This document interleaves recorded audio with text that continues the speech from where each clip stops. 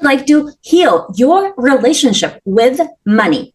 Discover in this episode the hidden money beliefs that keep you broke and how to fix them. Matt Morizio will tell us how. And what's so special about Matt is that he's the founder of Reconstructing Wealth and is a former two-time MLB draft pick turned financial advisor who now manages tens of millions of dollars for growth-minded families and entrepreneurs, leveraging nearly a decade of experience and much more. So, Matt, tell us more about the hidden money beliefs keeping entrepreneurs broke. Heal Podcast with Lily Patrascu shares longevity and anti-aging techniques to stay young forever, increase energy, overcome addiction, and live your longest, best life ever. Shared by world's most innovative, alternative, and traditional health thought leaders, healers, and doctors. Discover quantum healing strategies to heal your mind, body, and soul. Well, first off, thank you for having me on, Lily. This is super cool to be on this show. Here's the biggest hidden money belief that I think I've uncovered after thousands of conversations with people about their money. It's that there's an illusion of control over the future of their finances. Now, I'm not one to say don't set goals, don't be a high performer, high achiever, don't shoot for the stars. That's not what I'm talking about. But what I am saying is that people grip their finances so tightly that they believe that they can determine every single outcome and trajectory based off of their actions today. There's some truth to it, but what I've learned, the hidden money belief really is that as you start to loosen up your grip on it, you start to receive what you're called to live for. Now, I want to use it as like an image to help sort of hammer down this point. If I was to, using my sports analogy, if I was to ask for you to throw me a football, right?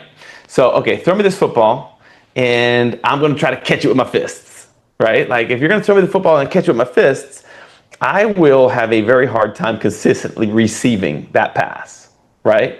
But as soon as I start to loosen up my fists, loosen up my grips, now I am well equipped and in position to receive what is being thrown to me.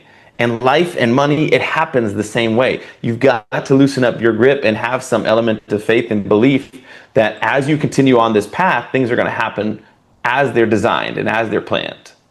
Thank you. Tell us more about what does that exactly mean? Does that mean that you should do more charity? Does it mean that you should trust other people to help you in terms of advising your finances where you really have no clue? Or what does it mean in terms of like loosening up? Tell us more. When it relates to money, yes, it is giving. Giving has a major impact on your psyche and your relationship with it. And as a relationship, I'm case study number one. As my relationship with my money has changed, my entire life has changed. I've been more present with my kids. I have 7 children. I'm more present with my wife when we're together. We'll celebrate 15 years of marriage this year.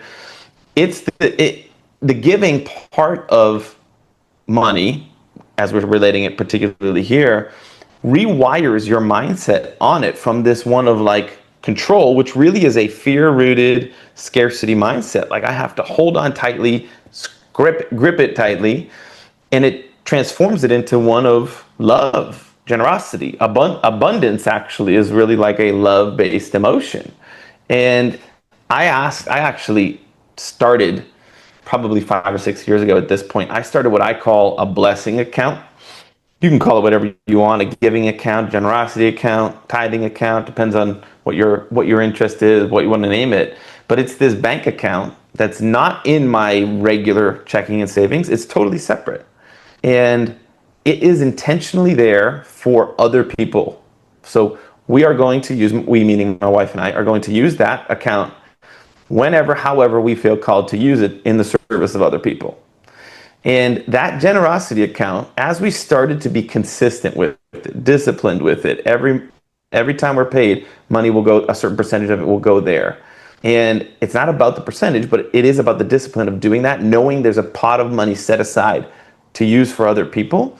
As we started to do that, I recognized that like my anxieties around money, my fears around money, my worries around money started to slowly dissipate. And I didn't really understand why. So I have a couple of friends who are PhDs in psychology in my world that I was able to ask them about it. I'm like, why is this happening? And they articulated it to me in scientific and in psychological terms. They said, what's happening is you're using those two root emotions that we talk about in psychology of fear and love, and you're basically rewiring your subconscious without intentionally doing it, without even knowing you're doing it. Because previously, your entire upbringing, my childhood was one, the relationship I adopted from my mom, I inherited basically, was one of fear, worry, stress, like keep it close to the vest, don't spend, you better turn the heat down in the winter, we're in a cold area in the winter. And I took that all the way through to my upbringing, and I didn't realize, but that's just how I lived, like worried, feared, stressed around finances. And they said, you're taking that fear-based emotion of hoarding your money, and now basically your subconscious is telling itself, hey, we don't have to worry about this stuff because we are freely, willingly giving this stuff away. And as that psyche started to change, my entire demeanor, my relationship with it has changed. And quite honestly, I've never made more money now and I'm not saying this is like a magic bullet to say if you start to give it away, you'll magically make the most money you've ever made. But I am telling you, I could see finances more clearly for what they are. Like money is an exchange of value. You do something for me that's worth something, I will pay you dollars in exchange. Back in the day, it was cattle or gold or salt or something else, but it's just the exchange of value. So I've been able to see it for what it is, as opposed to worry about it and see it for something emotional, which it isn't. It's just this exchange of value. And I've started to figure out that game a little bit. Thank you. How do you balance, for example, being generous with also having that ability to receive? So, for example, in my case, I find that my mom was a single mother, and she was always very generous, despite the fact that I can't say she was rich and I can't say she was poor. She was like somewhere in the middle, okay. Always managing to have, like enough food, enough clothes, enough of everything. Yeah. But I would say that I can't say that she was ever so rich as to actually have anything to give to anyone. But she always found so many different ways to help the community. She actually had like 7 children just in front of our block that she would invite to eat every single day. I love it. She would buy them clothes and, school stuff and so on. So I find that I have that same kind of like generosity where I'm so happy to help. I love helping people, and I love being generous with my time and with my contacts and introducing people that are helpful. But where I find I struggle a bit is where I'm a massive attractor of opportunities and incredible people that most people would just end up meeting. But I find that I self-sabotage a lot. And I think there could be a connection between that and perceived low self-worth. So I'm wondering, like, how does someone who perceives themselves as, basically unworthy, how does someone change that belief around themselves that allows them to then transform their relationship with money and receiving in general? Whew, that's a good one. And that is really insightful. And that is a lot of deep introspective work that is necessary. You're spot on. You will never outgrow your own self-identity. It doesn't happen. Sometimes you do for a little bit, and we've all had maybe these periods of life where we're operating beyond what our capacity, what feels like, hey, this is uncharted territory. But like you said, our subconscious will quickly work to pull us back to what we know and what we're comfortable, what we believe to be true about ourselves. And I've experienced that hand in hand time and time again. And the reality is, that work, that deep introspective work, is probably far beyond what I can actually answer. But I can tell you that identity and that self-belief, it has to be in something greater and bigger and more purposeful than what you're already thinking about. And what I mean by that is, like, a lot of people that I will speak with who have these limiting beliefs about themselves also struggle in, let's say, in their faith. They don't understand who they are, how they're created to live, and they don't believe that they are worthy or called to a greater purpose. So really, the identity of, am I worth this financially, starts with, who am I created to be, and how am I wired? How am I uniquely gifted to serve the world? And that takes a lot of work, and that's probably beyond this conversation. But you are spot on in identifying that sometimes you feel like you outpace your own identity, and that's true, and that's okay. But if you don't step into that new identity where your previous ceiling becomes your new floor, and you believe that there's more for you and more that you're capable of, that ceiling will stay your ceiling. So here's one practical piece that maybe I can give to people that isn't a long, deep philosophical conversation. I have noticed that as I have surrounded myself with people who are, what I will say, operating at a higher temperature or vibrating at a higher frequency, that are living lives that I am aspiring to live in some way, shape, or form. I'm not trying to be anybody else, but I see parts of people's lives that I say, man, I want to emulate that. I want to work toward that. I strive for that.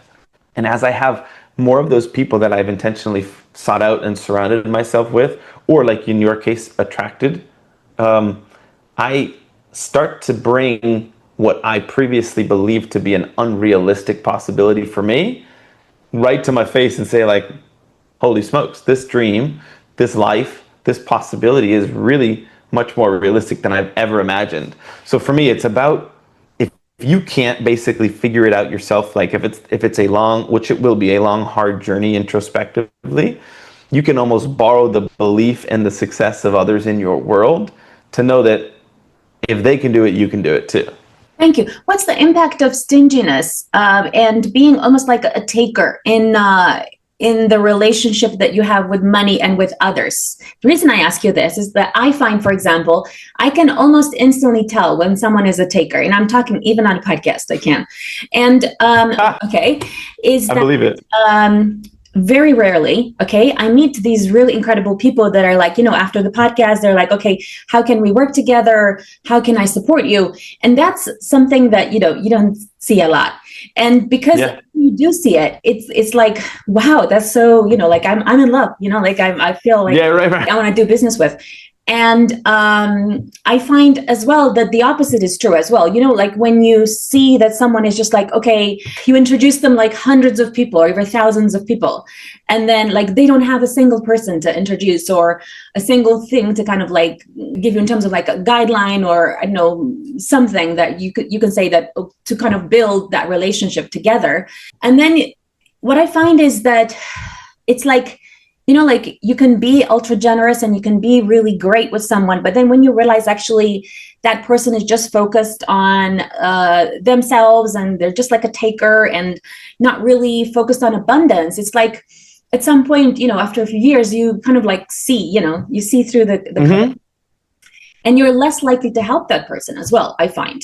So what do you feel is the relationship between you being a stingy person and your relationship with money and your relationship with being able to receive money as well, money and opportunities? I think money is a magnifier in many ways. If you are stingy broke, you'll be really stingy when you have a lot of it. And if you're generous broke, you'll be really generous if you have a lot of it to give. Stinginess is a limiter in life. I think that eventually that stinginess gets understood and found out. It doesn't mean you won't, and you can't make bunches of money. But what I do believe is that you will live an unfulfilled life. To me, that stinginess, that greediness, that lack of desire to serve and give, it actually will, to me, it will stunt whoever you're called to be. And here's where I'm coming from with that answer, financially speaking. I have a lot of people in my world, clients and other people I've spoken with, that have plenty of money to live. They can support their lifestyle and live the rest of their lives. But they worry all the time about the market going down, about whether or not they can afford whatever and give to whatever. Those people are not, in my opinion, financially free, even though by definition, they've achieved financial freedom where their bank account can fund their lifestyle, their investments can fund their life. but they are not financially free. To me, financial freedom comes from that emotional detachment from money. If somebody really wants to experience true freedom, financially speaking, you have to learn to emotionally detach from finances.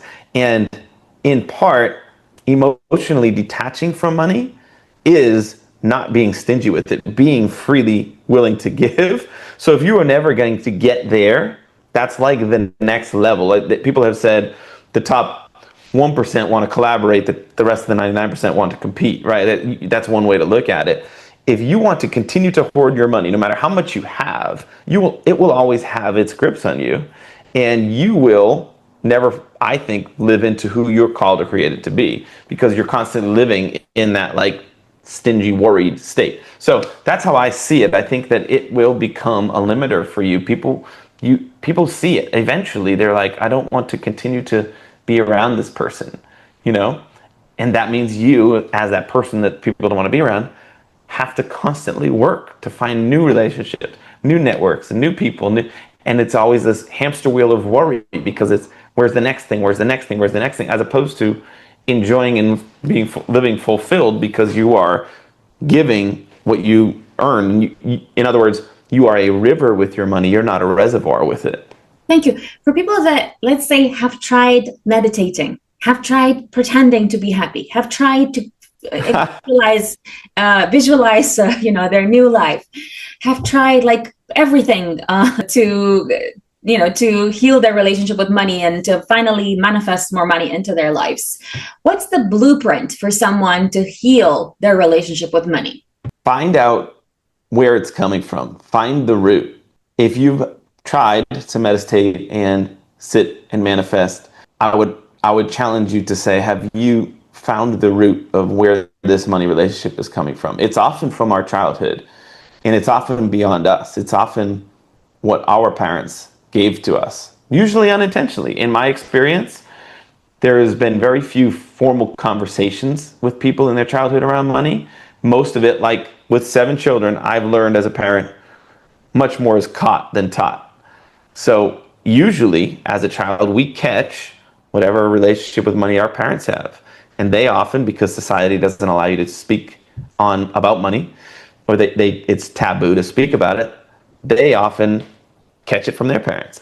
So to me, you really want to do the work on finances, you have to go to the root of where's that problem? What's your childhood relationship with it? How's that happening? And how does that show up in your life? And like any childhood trauma, it takes work to work through it, as opposed to identifying it and trying to sidestep or work around it. You can't manifest your way to joy, and you can't meditate your way to happiness. It doesn't work. You actually have to identify the root trauma. You have to work through it. And money is no different. Like figuring out, why do I feel this way? Like, why does this always continue to show up for me financially? Why do I respond this way when somebody says these things about money? You have to find that childhood trauma, and you have to sit with that and work through it, not around it. The obstacle is the way. That's a good book, but that's also the truth in this situation.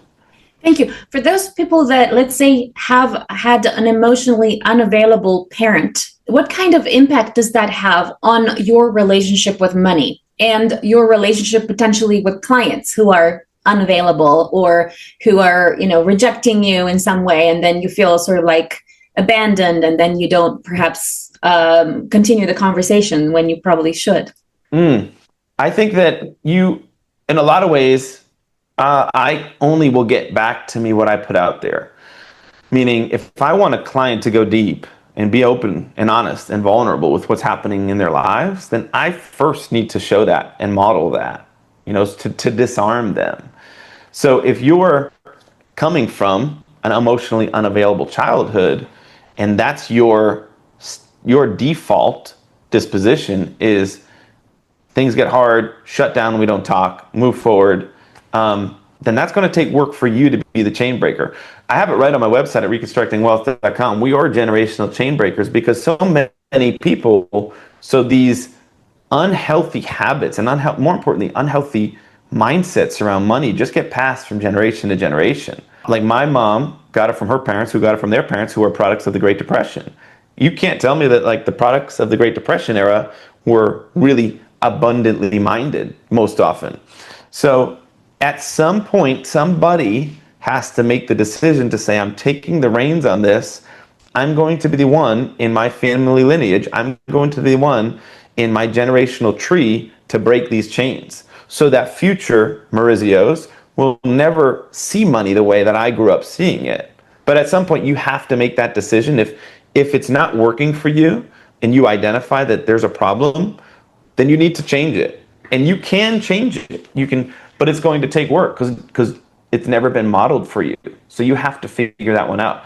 And to me, you've never been in a better time than today to figure it out, because ChatGPT, as an example, can be a wonderful starting point for people. You can literally say, hey, every time, type it in. You don't even have to talk to a human. Every time somebody brings up money, I get a pit in my stomach and I'm flushed with anxiety and I can't talk about it. Where do you think that's coming from? Let them start. Let them be your psychologist to start. And then whatever that answer is, say, okay, I want to work on that because I don't want to pass that on to my kids. How do I begin making the change on that? And quite literally, it will give you some great advice. Thank you. What are some great habits or routines that can help you stop leaking money? Yeah. If you don't know where your money's going out, it's going to be really hard for you to figure out how to stop it. So the first boring habit is identify the spending. Like, figure out money out. Most people do a decent job with money coming in. Most people that I've, in my experience, know how much money comes in for the most part. They don't have so many revenue sources that they can't even figure out what they're making. Most of the time, though, the spending is the problem. And when I work in the entrepreneurial world, for sure, they have their business finances buttoned up and their personal finances are a lot like the Wild West. They have no idea. It's like, who knows? I got the money working on the business, and there seems to be enough to pay the bills on the personal side, but I have no real roadmap on the personal side. I know financially I'm making financial plans and analysis for my business. So first, that's the best and most important habit, because that's, to me, the foundational building block to make decisions on what to do with your money. Because when you start to use money effectively, you start to see every dollar you earn as this little worker for you, this little worker bee, this little soldier that you assign a job to, you assign a task to say, go to work. You dollars, you're for my groceries this week, so you're going to sit right there in the savings account. These dollars, you're for my retirement. You're going to go there for the long-term investing. These dollars are for this vacation fund. You're going to be in this account. And you start to assign the tasks. But if you don't know how much is going out, you don't know how much to assign to each one of those tasks, because you're clueless on it. So as Tony Robbins, I've heard said, let's see if I can remember this, energy flows where attention goes, right? So if you don't have any attention to it, then you will have no idea where it's going. You will have probably an unhealthy energy toward it. But really, there's no energy toward it because you have no attention and focus on it.